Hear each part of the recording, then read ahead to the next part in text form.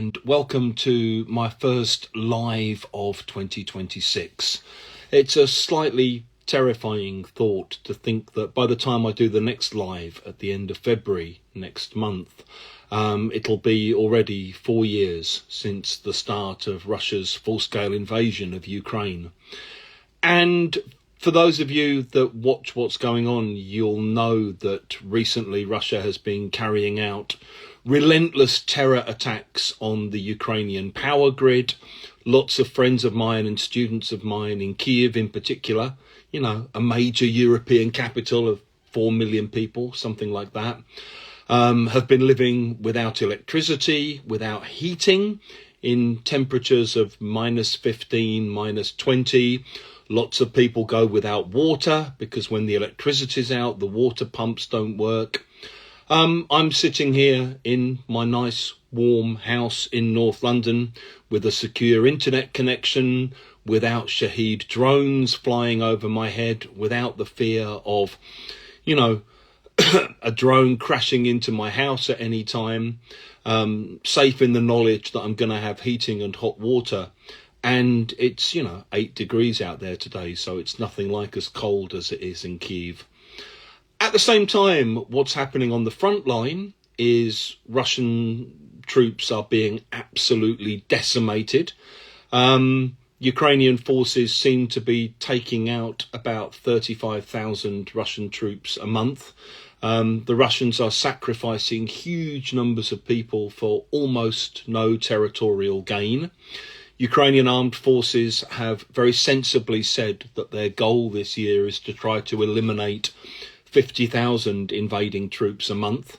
And once you hit this kind of tipping point, the Russian army then starts to shrink as, more invading people will be taken out than Russia is managing to recruit. And that means that the size of the Russian army will have peaked and will slowly start to diminish and dwindle, unless Putin decides to issue some kind of mass forced mobilization, a move he's been very, reluctant to do so far. I guess the other news that's going on at the moment follows on from the talks at Davos. Some of you may have seen Trump's disgusting suggestion that somehow NATO soldiers weren't involved in fighting, coming from a country where 457 British soldiers died in Afghanistan, fighting after America triggered Article 5 for NATO, the only time it's ever been triggered. It's a particularly disgusting statement to hear, and it's disgusting to see people on the far right of our own political spectrum somehow trying to defend or twist the meaning of what Trump said. And we also have Trump's so-called board of peace. As a friend of mine said, it's full of people who do seem to be bored of peace and they're, quite keen on war. It basically seems to be a kind of money laundering project for various autocrats around the world. And the fact that almost no leaders from any sort of real democratic countries have decided to join shows you what kind of institution it is. It seems to be a way for Putin to encourage the United States to release some of the frozen assets, on the understanding that, Trump will then get a cut from this, £1 billion paid into his account in Qatar. There's obviously no sign of peace. As soon as the peace talks were announced, Russia just carried on shelling Ukrainian cities, as it often does, as a way of sending a message about its real intentions. Ukraine is sadly in the position of having to play along with these peace talks, because it doesn't want America to be able to lay the blame for their failure at its own door. So that's a quick kind of update of where we are at the moment. And today I'm going to be joined, hopefully, by a teacher from Ukraine called Olha Shuvalova. Olha, I'm not sure if you're there already. If you are, please ask to join.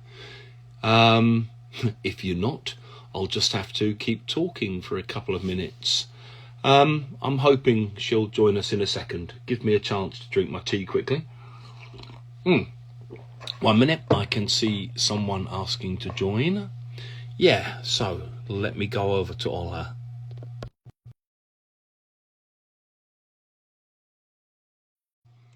Think that should work. Give me a minute. Sometimes the connections can be a bit weird for obvious reasons. Hey. Hi, nice to see you. Hello, how are you? I'm fine. I have not the best quality of voice today because I got sick over the weekend. Oh, So really? yeah, because it's too cold in my apartment, it doesn't really heat up. So I think a lot of people right now will have some cold, but I mean that's just the head. So I hopeful you'll hear me well. I might be coughing and sipping some tea, but probably I'll be okay. No, that's okay. That's okay. I'm also sipping tea myself. So, remind me again exactly where you are, Olha.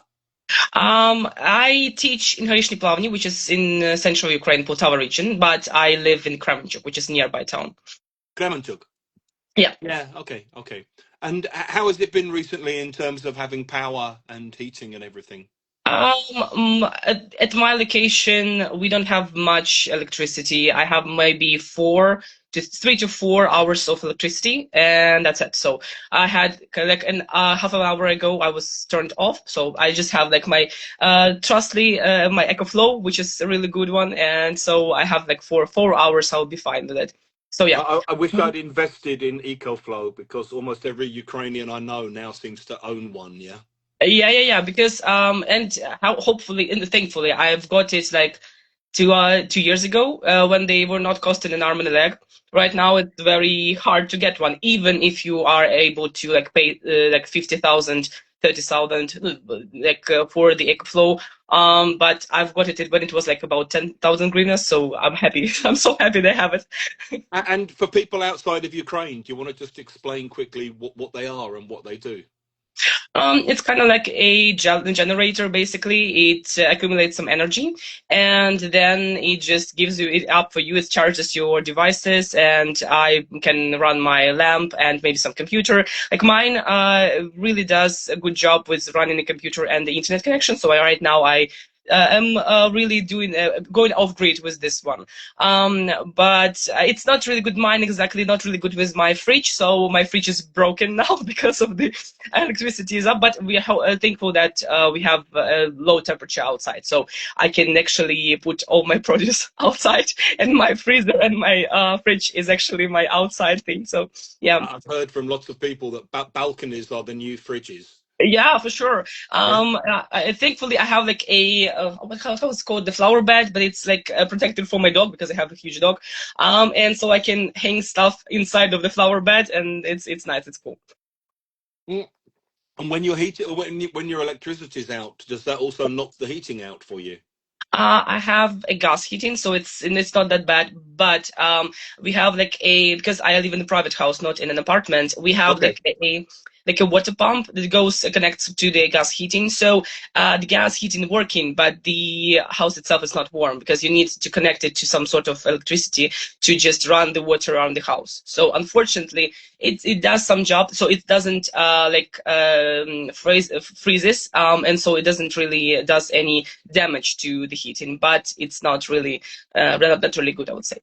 And how cold has it been where you are? Outside it's about like -10, so it's not not that cold. My husband right now You're has talking minus to an 20. English person here. I mean, this is like terrifying temperatures for me. No, it's fine actually. We don't go to school. We have -24, 23, so -10 is okay. That's great. My husband has now -25. And inside of the house, I have. I can double check. Inside of the house, I have now it's +10, so it's like -10 +10. Cool. Okay. So now, well, when the electricity will apparent and everything's gonna be fine, I will have like I will try to heat up my house as much as possible, then just go for the night. And do you know how long the cold spell is predicted to last? I know that for a couple of days, I think till Wednesday, it should be like gone for a week, but then it will come back. So it's just it just goes up and goes away, so it's fine. Okay. Okay. So I guess if you don't mind, can we just sort of talk a little bit about you and where you grew up and what your Mhm. background is and all of that kind of thing? Mhm. I grew up, I was born here and I grew up basically in the same city. So I was born and lived in Kremenchuk for my whole life. My family is multinational, I would say. My mom is Ukrainian. My grandparents from my mom's side are Ukrainians and Gypsies. From my dad's side, we have a lot of Crimean Tatars. We have people from, I would say, Kyrgyzstan. It's a new name for it. So Kyrgyzstan and Russians. So I have like a multinational family. And so, Okay. yeah. Okay. And so when you were growing up, what did you all speak together? Was it were you speaking Russian or Ukrainian or Surzhyk Um, or because what? we talked Surzhyk most of the time, which is, yeah. My dad, he's the person who he can't really study languages. His native language is Russian because he was born in Kyrgyzstan. So, and they speak to us, have spoken Russian mostly. And so, like for him, studying Ukrainian was really hard. And especially I remember in 2016, when he was mobilized, he needed to go to army, and you need to read this script, the oath to Ukrainian army, to Ukrainian people. Mm. And I remember he came home and he was like, "Honey, I need to read it because I don't want anyone to call me Moskal. I need to be like I'm not Russian. Let's just rehearse it as much as we can." But now he actually can speak some Ukrainian because they need to speak. Like, it's like a code. Are you like your own tribe or it's somebody else's? So he studies that. I freely speak Ukrainian. Most of my family does, but in day-to-day life, I would say I use Surzhyk mostly. My grandparents from my dad's side, they use Surzhyk with the Kyrgyz language a little bit, but Hmm. I never was able to study it. My dad and me, we used Morse code when I was a kid, so he taught me that, so I can say I can talk Morse code a little bit. And what's the Tatar connection? You said there was a kind of Crimean Tatar connection as well, yeah? Yeah, I had sorry, I had some of my relatives there, and I have a lot of friends of my dad are there and friends of my family. Unfortunately, they're still there, so we have some connection to them after the annexion of Crimea. But it's for last couple of years, it went very sparse because they are in danger for speaking for a lot of stuff. Yeah. So sometimes I can see that this person like on Instagram they put like a like on my story, like, okay, everything's gonna be okay. And so that's just the case right now. We are speaking just on that speaking terms. Maybe even say like happy birthday to each other. And they try to like to quote to my dad sometimes, but it's not really going well. They're just like, okay, how are you? How's the weather? How's the family? And that's it. Unfortunately, they are afraid, and I understand why. They're afraid to talk on different type of to different type of topics. So yeah, I think it's a very underreported story still yeah, about the ongoing persecution of the Crimean Tatars. yes, And unfortunately. you know, I read a book last year just about the whole history of the Tatars in Crimea and the way there was the mass deportations under Stalin. And then after Ukrainian independence, Tatars start coming back to Crimea. And then after the kind of reoccupation in Hmm. 2014, you know, they're all persecuted again, and Tatar language is repressed, and Tatar Unfortunately. activists are arrested, and Hmm. you know, and Yeah, it's it's very hard. under talked about still.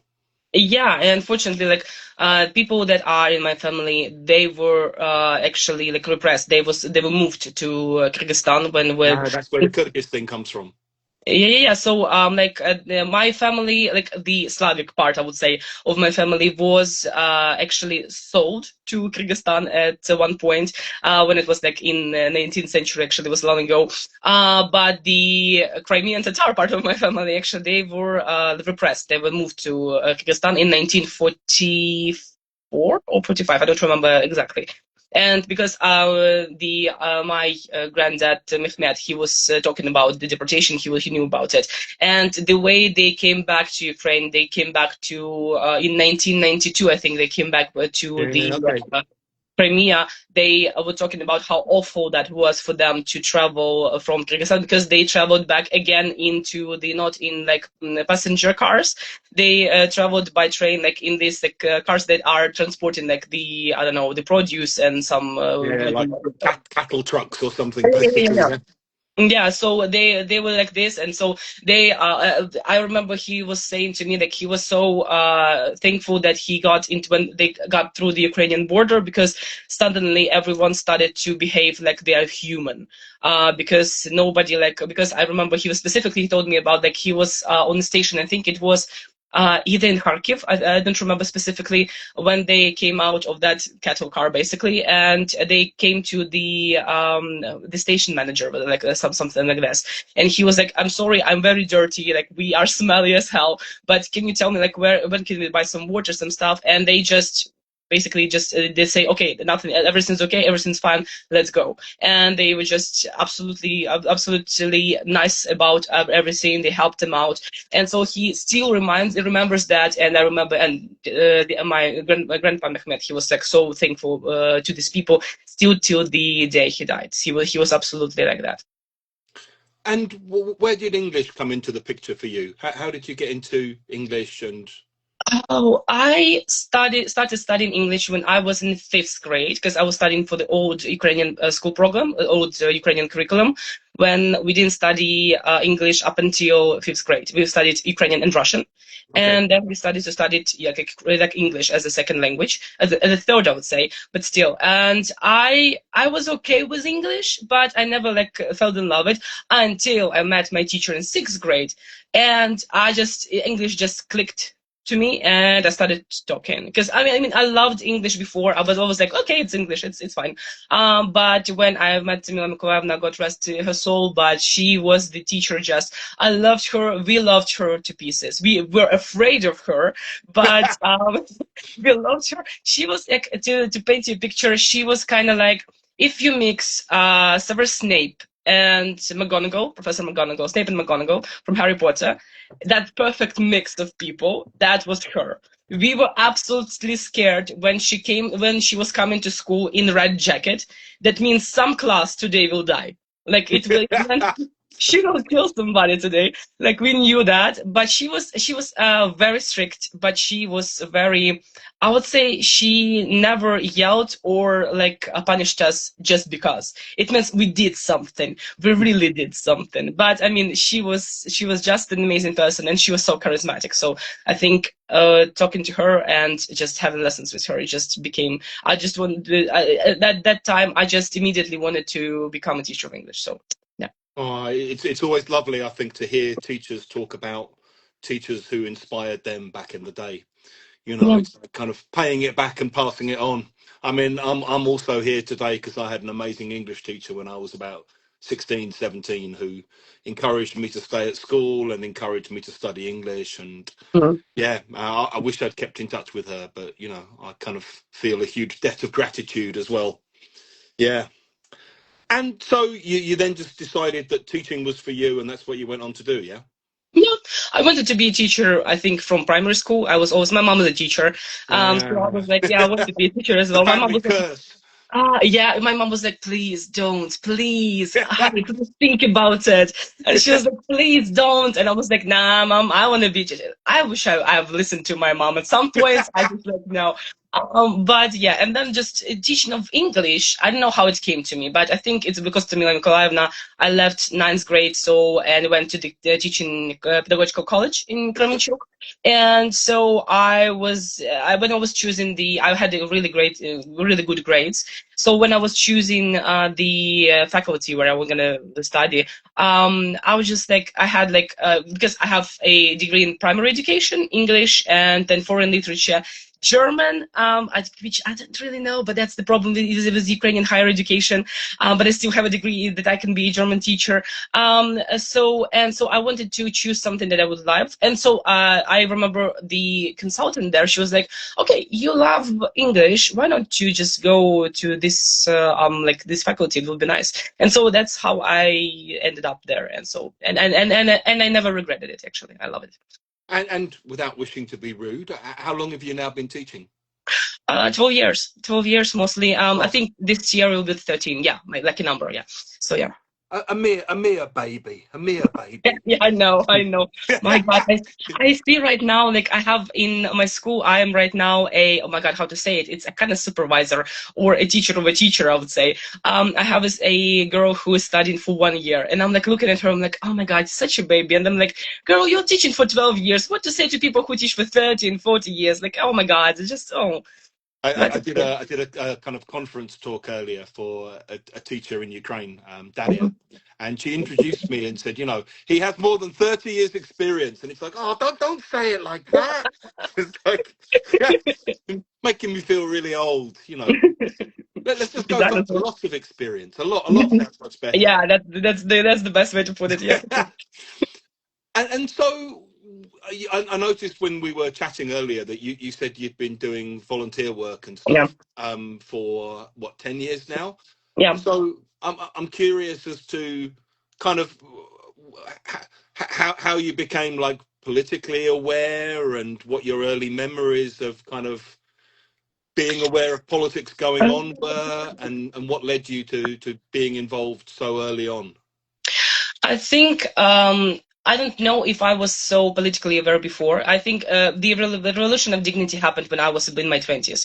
So I was pretty young then. No, well, pretty young, but okay. I wasn't 14 or 15. But I mean, I was, and I don't know if you had people like that on your podcast or live before, but I was actually against the revolution of dignity. I was the person who was absolutely anti what was happening. And reminiscing about it now, there was some logical. Talk me through that. That's interesting. You're the first person I've had who's been honest about saying that. Yeah, So yeah. talk me through that. Yeah, so I grew up in a and Kremenchuk still is mostly Russian language town still to this day, though it's changes right now very quickly, rapidly. But at that point in 2013, 14, that was absolutely that. We just went through the orange revolution, orange-blue revolution, when the whole town was divided in these two colors. And so when it came about the revolution of dignity, we were aware mostly about it was a huge mass of propaganda going into like, okay, this is if they win, if these people doing nothing, those are drug addicts, they are standing on Maidan, they don't want to do so. So all of that stuff. It was for us. It was yeah.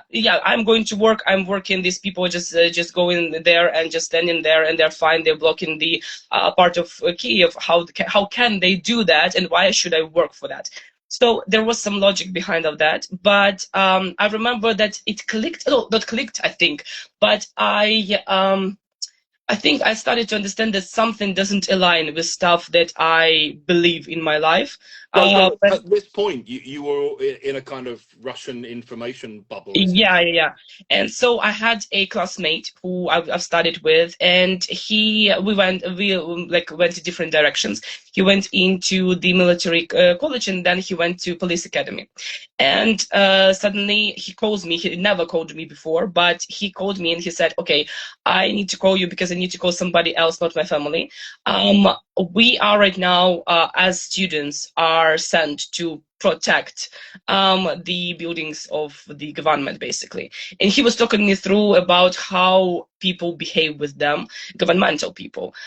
They talked about how they make them hate people outside on the barricades. And he was like, okay, I understand that I gave the oath to the people. I didn't give the oath to government. I gave the oath to the people. And that was his talk. He talked about Berkut. He talked about people coming from different country to talk to them, to speak about very interesting things about how everyone is so paid there. You don't pay. You are not paid here to stand there, but they are paid to stand there, and so on and so forth. He was the first one who talked about, with me at least, about titushki, which is like paid guys who were doing vandalism, actually. Yeah, And I mean, for people outside of Ukraine who don't know, the Titushki were these kind of like paid thugs who I mean, often with football hooligan connections, and Yeah. they were often paid to go in and beat up protesters and demonstrators on the Yeah, or barricades. to impersonate, I would say, demonstrators that Yeah, like. to kind of start trouble so that then they could send the riot Yeah, police it was in. like it happened in because at that time I was studying extramural in Cherkasy, and there were a lot of vandalism in Cherkasy during that time, and everybody thought that it was Protestants, but as a result, it came to be like in years, it was like it was Titushki, it wasn't Protestants, but at that time everybody believed that for sure that that's Protestants, they are bad, they're horrible, and so on, and so first that happened, and that happens at the shooting on Maidan Незалежности and Nebesna Sotnya. And after that, the annexion of Crimea. And on the moment of annexion of Crimea, I remember, I think the first time I felt absolutely in pain because of my country, not because of anything else, just because of my country. It was the moment, there is a video still, when in Nahimov's academy, in the Academy of Marine Forces in Sevastopol, I think, they put down the Ukrainian flag and they put on the Russian flag. Yeah. And there was like a group of Ukrainian students who decided not to sing a Russian hymn, and instead of they sang Ukrainian hymn. And I think that was the moment when it suddenly was like, okay, something is going wrong. You need to think about it. You need to rethink what's going on. And so I think after that, it just went like this. I started to actually listen to British media, like Voice of America was the first one. I think the another one, they just American media that I listened. Then I opened up that again in Ukraine there are like Hromadske TV or like another media that are like they are pretty much independent, and so you can Yeah. listen to them. And so suddenly it clicked. It clicked for me. It clicked for my family. And yeah, after that I became like very active in political life, I would say. And how did that feel for you? Kind of realizing that you'd been radicalized or brainwashed or influenced in that kind of extreme way by Russian language information space? I mean, to me, it's history. It's part of me. I can't do anything. I Yeah, still yeah. think some people who are still are like that. And to me, it's just like, yeah, you need to like knock to these people in their doors and say, hey, maybe you can do something about it. Maybe your the thoughts are not the best ones. Maybe things that you do or things you are I don't know, talk about, they are not the best ones. My neighbors are what we call ждуны, which is basically people who are waiting for the Russian regime, and we have some fights between them, but it's just mostly hilarious. But it's just a thing that it's just a part of me. It was my history, and I think it makes me a little bit richer inside because I understand the people who are still to this day are waiting for something, or still thinking about something that is that Ukrainians are bad suddenly because they wanted to protect their culture or their language. And so it just, yeah, sometimes it feels painful that I lost a couple of years of political, I would say, independency. And that makes me feel like, okay, I could do something good, like in that moments, maybe to volunteer more or do something. But I mean, it just happened. So just move on and then make it better. It's interesting that there's a guy that I follow who's based in Ukraine at the moment, an Irish guy called Caelan Robertson. Mhm. Yeah. And I mean, his whole backstory is really interesting because when he was like 16, 17, he was involved with the far right. He was kind of groomed by the far right. He was like a poster boy for the far right. Mhm. And he came through all of that and he sort of came to a realization of how he'd been used by them. And at the same time, I think he also has a very strong understanding of the radicalization mechanism and the way in which they're able to reach people and target people through their messaging. So I think sometimes maybe, like you said, it does give you a different kind of perspective because you've actually been through the whole process yourself and come out the other end of it. And so you're able to look back and see people who are still in that kind of space and Mhm. maybe have a better understanding of, what keeps them there, why they're there, maybe how you talk to them sometimes. I don't know. I know it's very hard to get people out of those spaces when they're in them. Yeah, for sure. Sometimes talking how it like really works. Sometimes you understand that there is no chance to get through to these people. I had a friend who moved to Russia, I think in 2015. She moved there to study. And we had maybe a couple of like conversations with her afterwards. And mind you, we were really good friends. We were together from primary school. Like we were inseparable. But at some moments, the conversations with her became so hard mentally to keep on. It was hard. I remember specifically that I talked with her in 2016. It was a really great fair on the Maidan Nezalezhnosti, and I was talking, just making, just showing her some photos, and we didn't talk about politics at all. I just wanted to catch up with her. And I remember she was like, she was out of it for a couple of minutes, and she was like, do you know what is standing on that posture you to show me? I was like, yeah, the Potanfnitsky. There is also like not only unfair, the far away. She's like, yeah. And do you know where he's pointing? And I was like, well, geographically, it's pointing towards Russia, yeah. And she was like, think about it. And I'm sitting there like, girl, you're 18. Like, what to think about it, please? What are we gonna do? Like, what's going on? And so after that conversation, I think that's all stopped at me, because I understood that propaganda works, unfortunately, and it works very well. And sometimes you can talk and try to bring person to the light side or something like this, but sometimes it's too much. You can't do anything. And within your own family, did everyone else go through a similar kind of change to you? I would say, yeah, my family was pretty much in the same spectrum of political involvement as I was. And so pretty much at the same time we went through it. I was like, I was a person who, they saw what happened to me. They saw that conversations we had with my classmate, former classmate.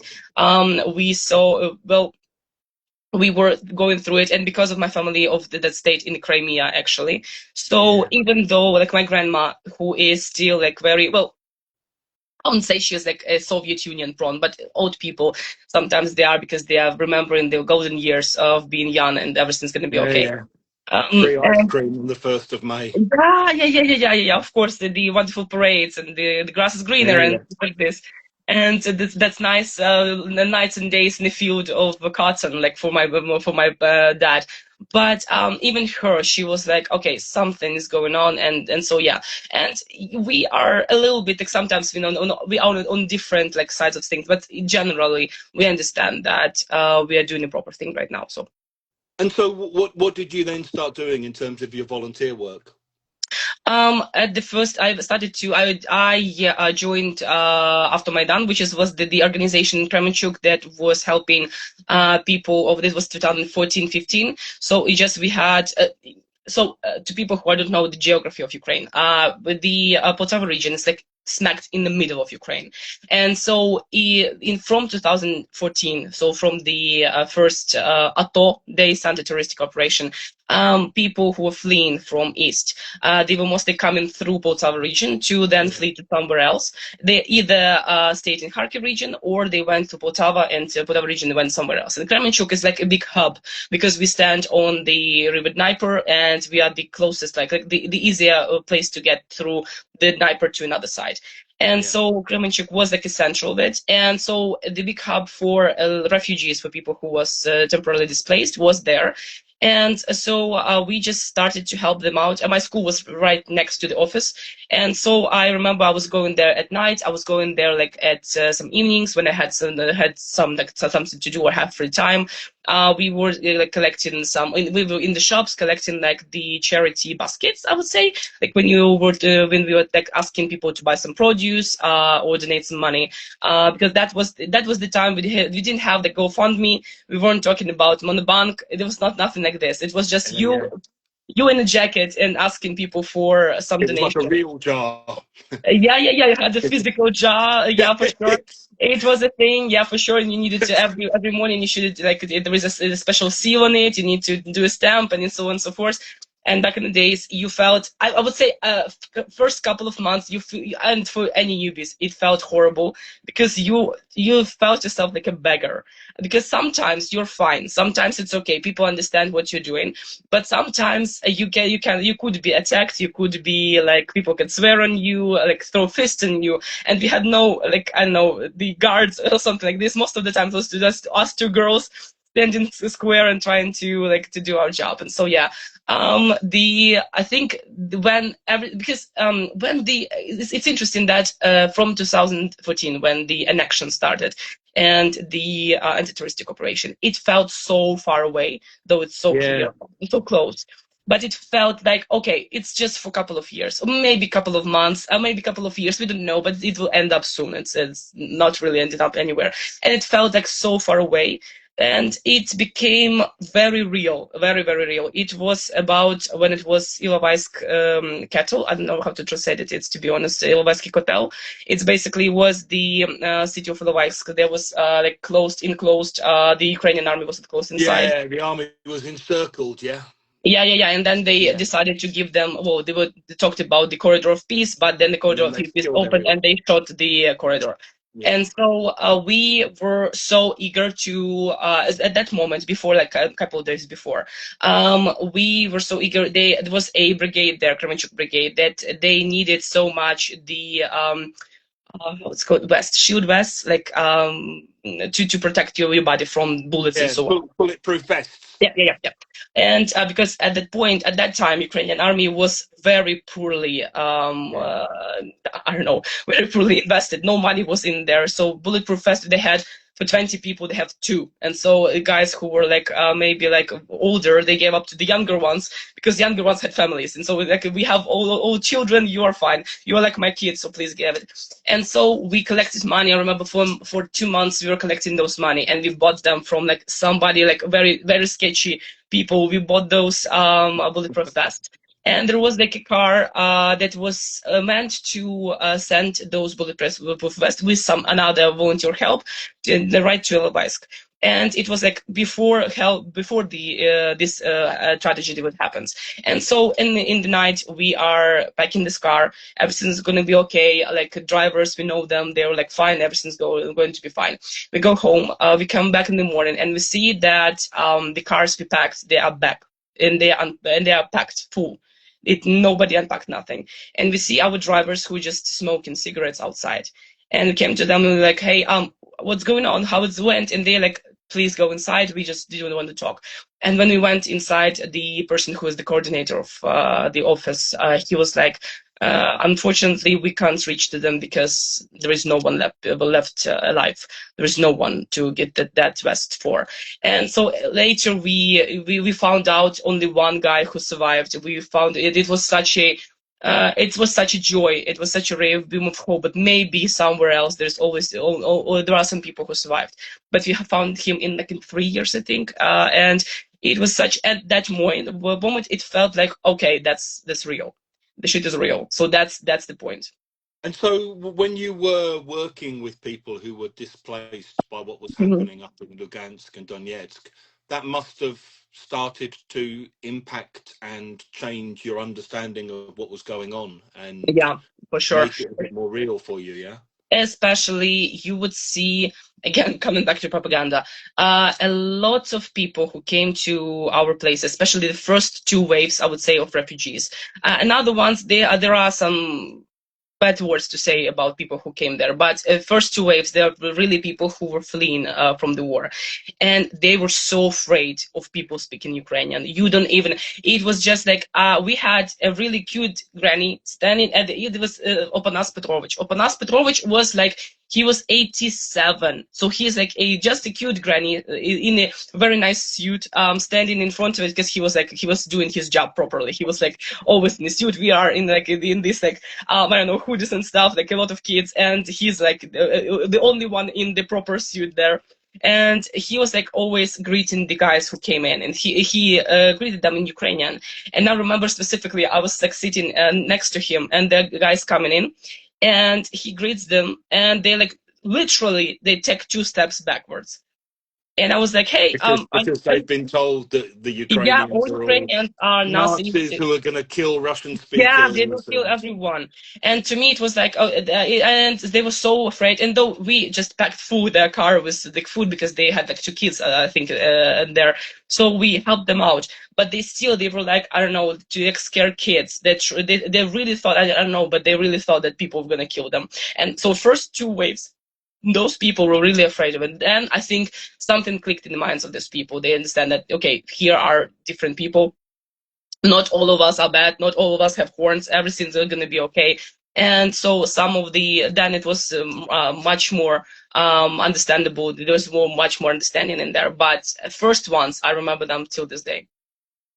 And so I'm guessing if you were dealing with displaced people from Donbass, the peak of that was kind of what, 2015, 2016. Yeah. So by about 2020, 2021, the flow of people is kind of almost non-existent Yeah, or all of slowed them are down. different.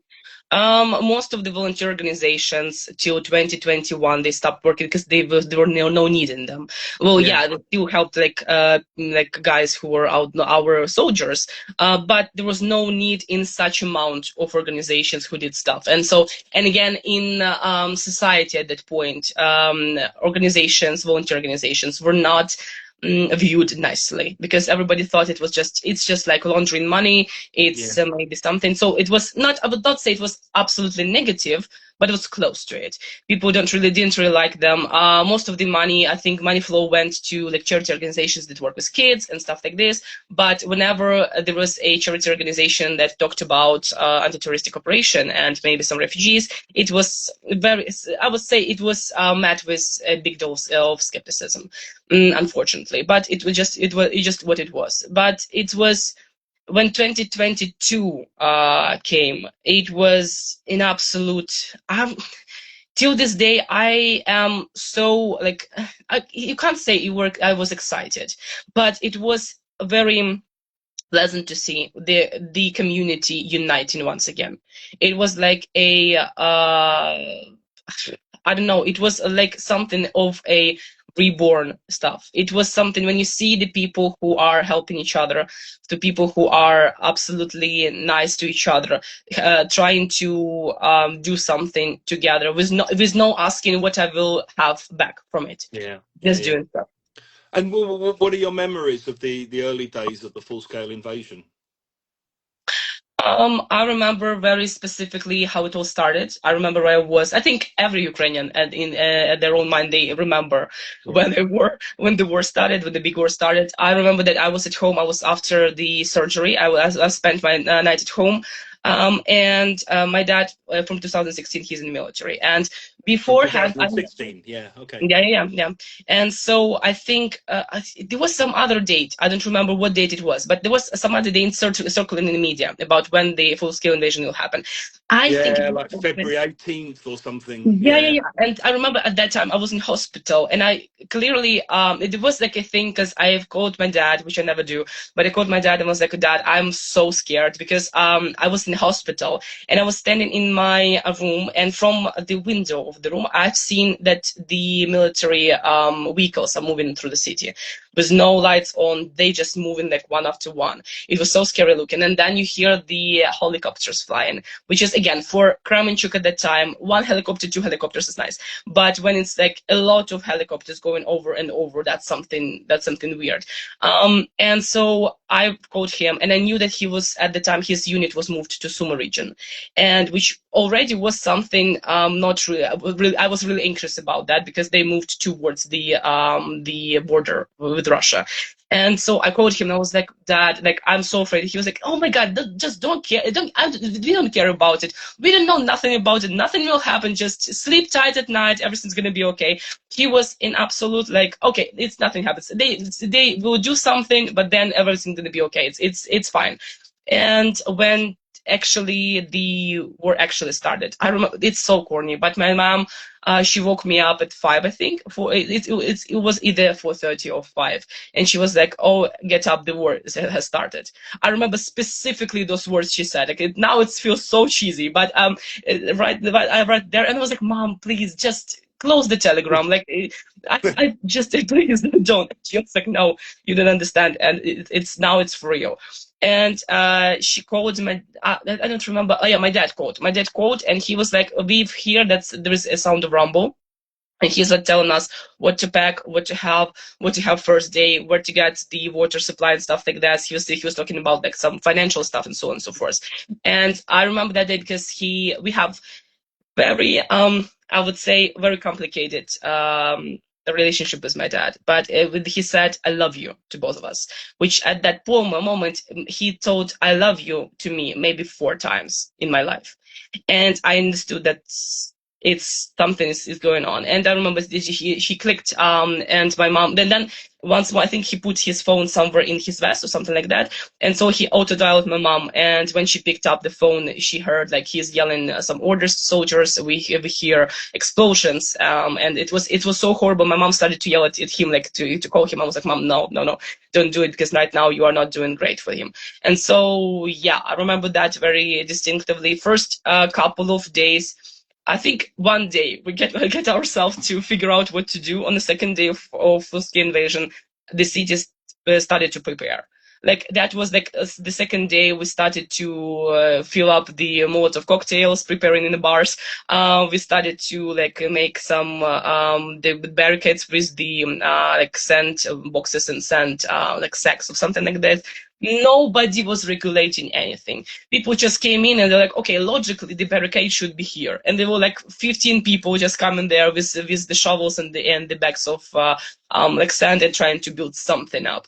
We found like one random Mikhalich of 50 years old who maybe was in Afghanistan or something like that, and he was like, okay, we do it like this, and you listen to that Mikhalich and you're doing stuff like that. So it was like, I remember that was absolute chaos. It's like in Ukraine there is a term called Dikapole. I don't know if you remember, if you know what is it, like wild field, which is it was like, it was like a Machno times of anarchy, I would say. And so at that point, you've seen that anarchy still lives in us somewhere here.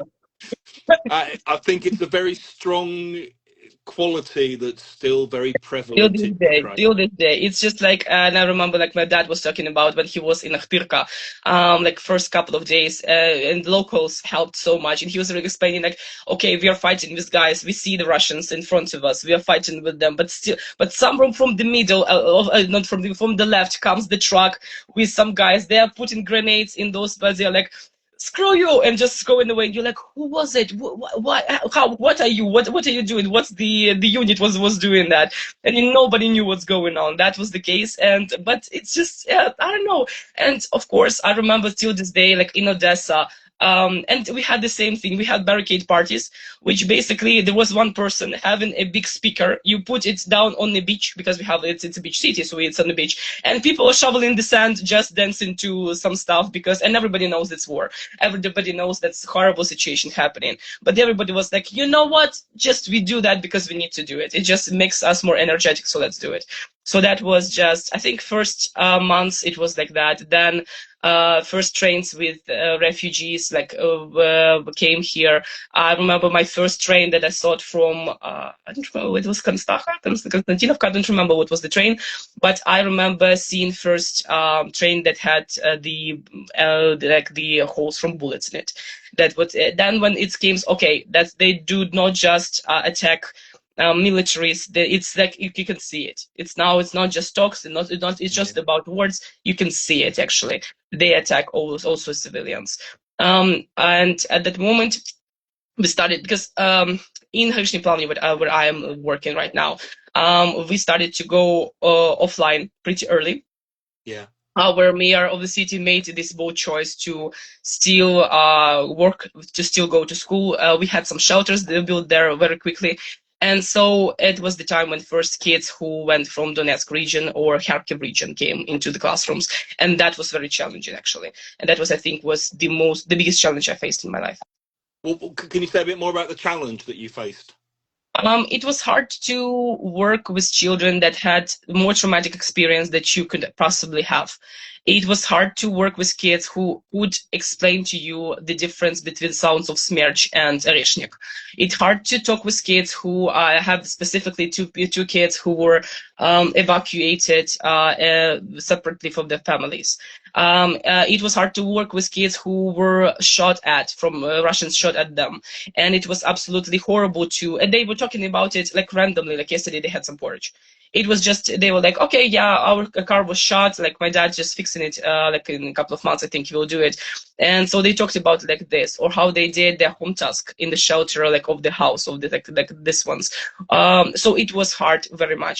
Other thing was, it was challenging in my school, in former school I worked in. There was a colleague that came from the teacher of Ukrainian. She came from Donetsk region, I think, Donetsk Luhansk region, I don't remember. And I think what she had, it's even worse. And at that point, I think, to me, I'm thankful that I had only work with children. So what she explained to me, because she always says about it, to her, it was the hardest way when they were with husband evacuating from, and husband is also a teacher. They were evacuating from their little place. She saw it on the blog post made by Russians. She saw her former student. And for her, that was the thing. She, till this day, she really thinks that it's her fault that this guy was with Russians, that he was making fun of it, that he was like, he undressed her and her husband just to check for Nazi symbolics on their body. And she still, to this day, she's like, okay, I didn't do my job properly. I didn't show up how to love Ukrainian language, how to love Ukraine. And so this was my job that I didn't do properly. And there is no way, no one on this earth who can tell her that she was okay. She done everything she could, and that's not her fault.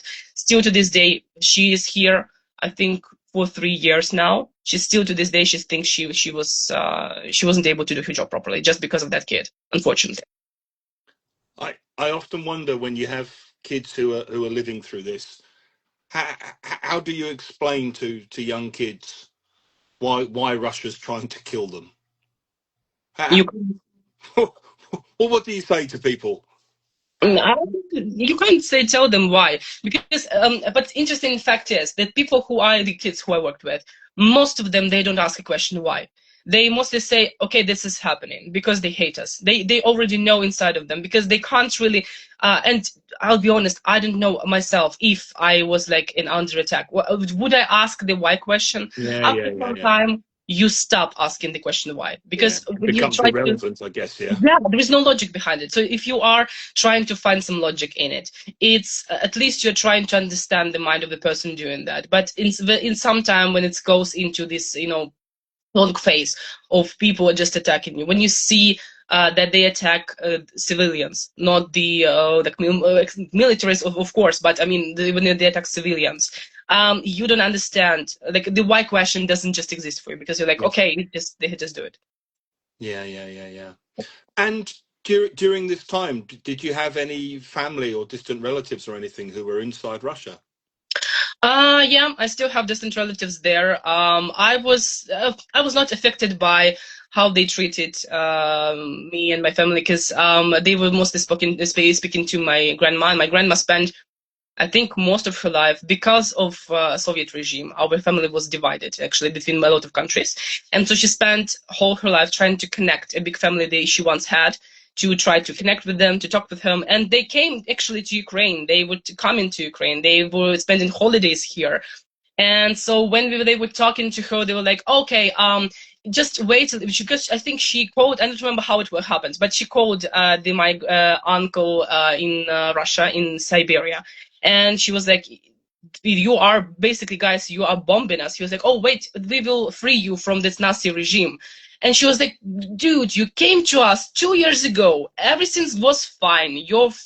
Nobody, even though it was already an anti-terroristic the operation happening, everybody knew that you were Russian, because when you open your mouth, you can hear that accent. Like, everybody knew you were Russian. Nobody attacked you. Nobody attacked your children. Your children were shocked that you can take, I don't know, apples from the tree, because it's not it's not rotten. It just lays around, and nobody says you can't take it if it's just on the territory, like near the road or something like that.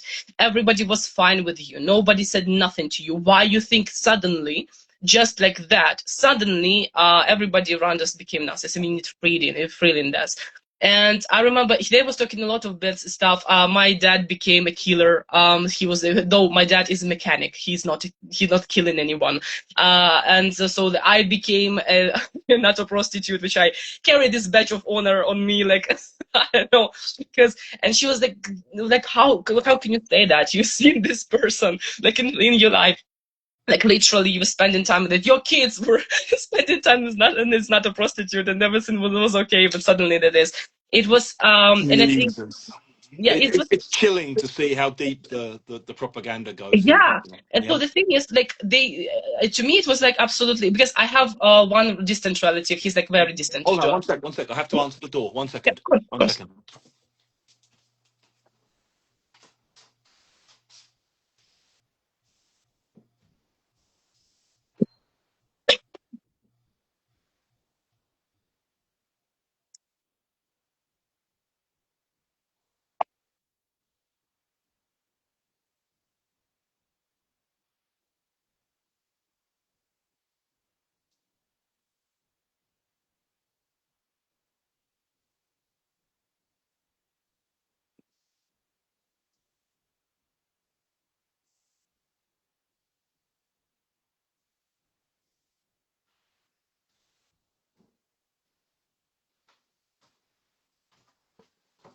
Okay. Sorry. Hey. Fine. Yeah. Yeah, sorry. You were talking about your relatives, yeah? Yeah, yeah, yeah. And so when she talked to another one, so he was like not talking at all about it, but he was, I think he was some kind of in Russian military. So he was, but he was not, nor I would say he was neither supporting nor arguing with anything that she said. I think he was understanding what's going on, but at that moment, again, it ties up with stuff that goes on in Crimean Tatars when you can't talk much about stuff. So he knew that he was need to protect his family, basically. So, but yeah, the propaganda goes very deep in that bones, and you can't do nothing with it, unfortunately. Yeah. And you said also that your husband's serving at the moment, yeah? Yeah, and if I'm not mistaken, he's looking at the translation right now. Oh, But really? I guess I see that he's like he joined in, but I don't know if he's still there. Okay. Hello. So yeah, yeah, he's serving from the summer of last year. So yeah, he's a new one to hear. Yeah. And how much contact are you able to have? I can contact him basically every day. So now is great. He has ability to contact me. With my dad, we have contact. I try to contact him every day, but he has the he can do it only through Starlink, and so sometimes it's just not really good one. But with my husband, we actually have a nice contact actually. And was there any point for you during the early kind of days of the full-scale invasion where you thought about leaving Ukraine? No. No, because a lot of people obviously No, it was decided. never it was it even never crossed my mind. I remember that one of me and my friends, I don't know what it was. I think it was first month of the invasion, and I don't remember why its phrase is still in my mind. But I think it was we talking about it. But my mom specifically said to my brother-in-law that no, my brother-in-law, my cousin to my cousin. She said that I'm Ukrainian, and if it means that I need to die here, I will die here. If it means that I will go on just fighting for my land, I will go fighting for my land. If I will be getting out of my house, I will burn my house and go to the islands we have right there, and we will be fighting from that islands out there. So it never was a case for me just to go and leave. This is my home. This is my land. This is my. This is the way. This is where I was born. So this is where I die. So and that's it. I completely understand that. You know, I mean, I've said before on the lives that I've done before, I mean, most were South Londoners and they stayed in London all through the Blitz and they had the chance to evacuate out, but it was like, you know, no, if they want us, they have to bomb us out of our houses. And Yeah. a lot of Londoners were like that, you know, a lot of Londoners were like, if we leave, then what's going to happen to the city? You can't see it, I think, but I have a picture of London on my. You know, Yeah, I think that unfortunately, you can there's see. a kind of there's a deep memory of that kind of Hmm. spirit, of that kind of feeling in the city as well, which for me, I feel very strongly kind of relates to what a lot of Ukrainians I know talk Yeah. about and are experiencing. Hmm. So, in terms of you're teaching now, what kind of impact do you feel that the war's still having on your teaching? How does it impact what you're doing? Most of the time, I think now it's not impacting that much, I would say. At the start, it was a big impact. Now, Are you kids still are, working online mostly, or are you doing no, face to no, I'm working offline. No. I know we work offline? in Yeah, okay. Hrishny Plavny. It's offline only because we understand that online is nice, but it doesn't really help up. No, it's not the standard we know we want to reach, and it's pretty much we have the safety regiment that goes into the teaching. So we have shelters to go. Every school has it, so it's fine too. But it's only in the city where I am in. So yeah, we teach offline. Yes, you need to understand that there are like a lot of airstrike alerts every day, so you will go back and forth. You have some cardio going back and forth. So it's like some sort of a little like fitness program training for you. Yeah, for sure, you need to adapt. But kids are malleable, so and their psyche is malleable, so they get used to it. They are like, I remember first time when we were evacuating from school, how much rumble it was when you try to evacuate the whole school of 800 people. It's like I Yeah. don't know, it's horrible idea to do so. And I remember right now, if it's just airstrike alert, they're like, okay, let's do it. They just check for, is it a bombing, is it like a ballistic attack, or is it shahed? And they know if this ballistic attack, probably in a couple of minutes, 10 to 15, maybe half an hour, will be out. And if it's shaheds, we are there for a long time. So it means like, bring up some snacks, go on, like go to your friends and just try to do something on the phone, and so on and so forth. So yeah, for sure, it impacts there, but not as much as people. I would say a lot of people from outside think that it impacts us so badly. Maybe we will see the results of that impact lately, not now. But I mean, yeah, for sure. Like I have to, for people who are, for a lot of kids right now, for example, I need to eliminate any activity, like physical activity, if it has like any type of collapse, stumps, and stuff in it, because I will have at least one kid in my classroom who will hide under the desk. That's a case that I already have, but what it will be next, I mean, nobody knows. Yeah, you've got kids who are still kind of carrying that trauma around. Yeah, for sure. Yeah. Especially young kids. Like the older you get, the more buried under you have this trauma. Maybe it will come back later, but right now they're adapting, so it's okay. And do you, as a teacher, get any? I mean, have you had any training to deal with this, or it's all just impulse and instinct, or Do how do you you deal with the trauma of dealing with other people's trauma? No, we are now at least at the moment we need to have through medical training every year. So you need to be aware of how to do the first medical care for the kids, especially for the kids, because the one is for just people, but the kids is different. So you need to have like 2 certificates for sure every year to renew it. With the psychological help, we have some online resources how to deal with that. In our school works the oh my God, how is it? It's this Israel therapy, Hibuki, I think therapy. It's like a hugging dog and stuff like this. So Hibuki therapy Okay. is really good. We have some free resources for teachers. We have the support group. I go as a person who not really, not just a teacher, but the partner of the soldier. So as a military worker, I had the support group with and other people like me. And most of us, we can actually, well, Ukrainians are the ones not to tell that something is going wrong. Going wrong. Nobody will tell you that I'm feeling bad. Nobody's saying that. So sometimes administration needs to pull that I'm not feeling good out of the person. But if there is if there is a thing that there is a colleague who is feeling bad, there will be like a lot of stuff done to help them out to be able to work further. So it's just, I think it's all about your inside wish to do it. If you don't have that wish to seek some help, you probably won't want to get it. So, and some people will write about it online that nobody helped them, but if you don't seek it yourself, you won't get any help. Yeah, yeah, yeah. I mean, I think it's amazing the way people are dealing with everything they have to deal with. I mean, I guess you don't have a lot of choice, but it's still it's still amazing the way that people are dealing with it.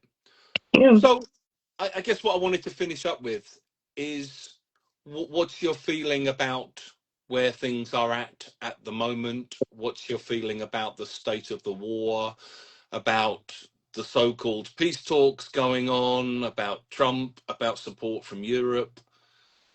I I can't say realize that's much a really about. big question. Yeah, It's I about, can't say about much 10 about questions. Trump because your live stream will be flagged for inappropriate video. Hey, So, you know. yeah, so I would not. I would rather not say nothing about him. In Um, which case, I fully understand what you mean. yeah. So I, Um, I would say like about peace talks. Okay, as a person who lives in a state of war here and there from at least already like how much years from 2014? It's 11 years. For 11 years, I do not believe that everything's gonna fix itself like in next year or something. It's probably year 2, 3, 4. It probably will not fix itself in any nearby future, but understandably that it will fix at some point of our lives. We will probably have peace, but at what cost? At what point we will have it? I cannot really do any like predictions because I'm not a political person. I mean, I'm not a, I would say, an educated analyst who can do that, but I'd rather have it in a couple of years because I want to have my husband near me and we want to have kids and we want to have future, because right now all Ukrainians, most Ukrainians live in that delayed state when yeah. something will happen when the war ends. We will do that when the war ends. What, And what what do you feel about the idea that's pushed by people like Trump that Ukraine should just accept a kind of land for peace deal with the Russians? You know, um, just let them keep Donbass and then everything will be fine. I don't think that will happen. Knowing again, having the experience of Ato, they will not stop. That's the thing. That's the thing that Trump in itself fails to understand. That if you give this person a bone, he will want to have some meat. And if you right now just stop on the line that he wants, he will go further. That's just because something will happen. Some miraculously a missile will come to the Russian side, and everybody is just continuing the war. It's thing. Nothing will really. That's why a lot of people are so damn critical about these peace deals and stuff like that. It's just because you can't talk to a person or make a deal with a person that did not respect the deal. So there is a good phrase about the deal with Russians is doesn't really even worse the paper it was signed up for. Unfortunately, right now, I really want that at one point they will wake up and do the peace deal and everything gonna be okay. But my inside like very big skeptic says no, just don't think about that, unfortunately, because he will never stop up until he says about it openly. The thing is that Putin says about it openly, so he doesn't really like hides that information. Something he talks it, and he talks it Trump's to his face, and I don't get how long Trump will believe to that interesting, I don't know, stuff he says to him. I don't know, it's just I think there's a huge problem outside of the Russian language information space where mhm. people hear what the Russians say to the rest of the world and they don't hear what they say internally to their own audience. Yeah, I think they're I get very it. good at doing that kind of, we're a peaceful, loving people. We just want our interests protected. We just want peace. And internally, what they're doing is like, we have to keep going until we have Ukraine without Ukrainians. And then Yeah, we'll take Poland and then we'll take the Baltics. And, you know, we yeah, have to fight forever for the motherland. And that kind of, those two realities of messaging, I think a lot of people, I mean, I know people here in the UK have no clue because they don't ever pay any attention to what's happening in the Russian media or in Russian state TV, or, you know, they don't listen to Solovyov and Simonyaia and all these people. yeah. And unless you listen to those people, you don't understand the kind of genocidal madness of all of that, Absolute you maniac know? stuff. And also there is a concept of a strong leader, which comes Yeah, from yeah. Putin's idealized, I would say, portrait, and nearby another good, wonderful dictator, which is Lukashenko. But like, it's just, it's just people consider that to be great leader just because he's like, I'm standing on my position. But that thing is that it doesn't, again, people who were not into the Soviet Union, Club of Champions, I would say, and who never been in Soviet Union, and they don't know this history. They don't know about stuff that Russia did. Still, Kursk is something the every Russian remembers, but still like, oh no, Putin did everything right there. Yeah. Zimnya, a lot of Yeah, terroristic while he was operations. on holiday. Yeah, yeah. You Uh, know, didn't even come back from his holiday for Kursk. Yeah, so the stuff is that a lot of stuff happened before Beslan Yeah. happened. It's stuff that happened before that shows that that's not good. And the standing in my position doesn't really happen, doesn't really go for a long time. And especially when you do wrong choice in this wrong position that you stand on it.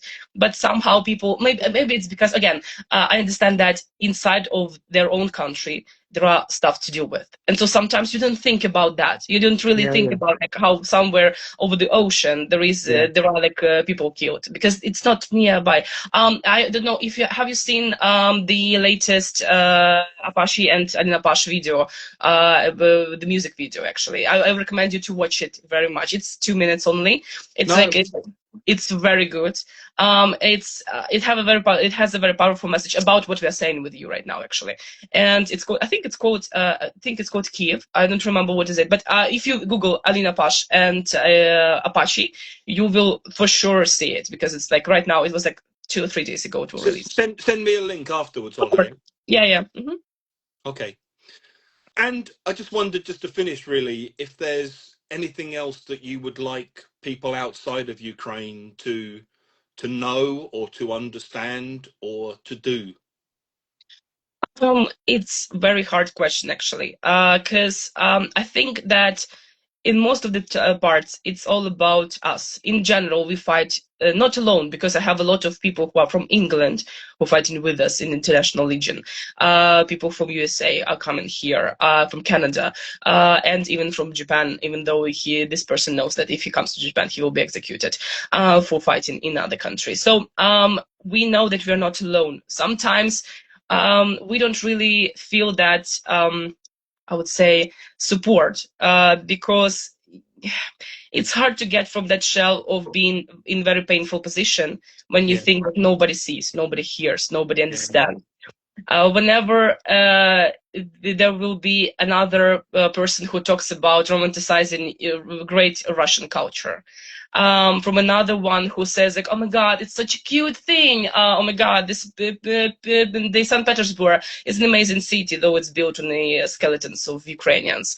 And so it's just, I just wanted to anyone who is outside of you or Ukraine to, before posting something, before saying something, just spend 1 minute of researching, literally 1 minute. Go to ChatGPT, just go and research the stuff you wanted to talk about, and only then speak. Because sometimes that's what you really need. It goes to every person, I would say. But when you do any stance, that's what you really need to do. For anyone who is from Russia, and somewhat they are maybe listening to that. Yeah, there are some. I've seen people I know who are So there. it's nice if that, but most of the time, people who are listening to you, I think probably they've already made their choice. But the thing that a lot of Ukrainians would say, just leave us alone. That's all. We don't need to be your friends, foes, enemies, brothers, sisters, mothers, fathers. Please just leave us alone. That's all you can do. That's enough, more than enough. Just leave us alone. We just want to have peace. We want to live, and we're going to be absolutely fine if you just go back to your country. That's it, please. Nothing else matters. That's it. And I know that it doesn't happen, but it probably it's a big wish. It's our national idea. Just leave us alone, please. But just do it for us, and for everyone who supports Ukraine, who in every post, even sending some money. If you are like doing some humanitarian aid, we cherish you. We cherish everyone who does it. Thank you so much for not being silent in the world when it's so easy to do, just to be silent and do not say nothing. Thank you so much that you are doing it for us, and we cherish you as well. Ola, thank you so much for your time and for being such an articulate person and for sharing your experiences and everything you've been through. and I hope to see you in the flesh somewhere at some point. And until Okay. then, Slava Oh, Ukraini. we were seeing actually. On the last, I think it was last Cambridge Days in 2019 in Kiev. I I Okay. came autographed. Yeah. So I I'm, was I'm the one going who to got the be autograph. I'm going to be in Lviv and Kiev again in March, so I'll be posting details of that on Instagram. Of But I'm course, going to see you in I person. will be waiting for to maybe I came to you in flesh. Yeah. So take care of yourself, and Thank as I always finish, Slava Ukraini. you. Героям слава. Thank you so much. Okay. Thank you. You take care. Yeah. Thank you. Bye bye.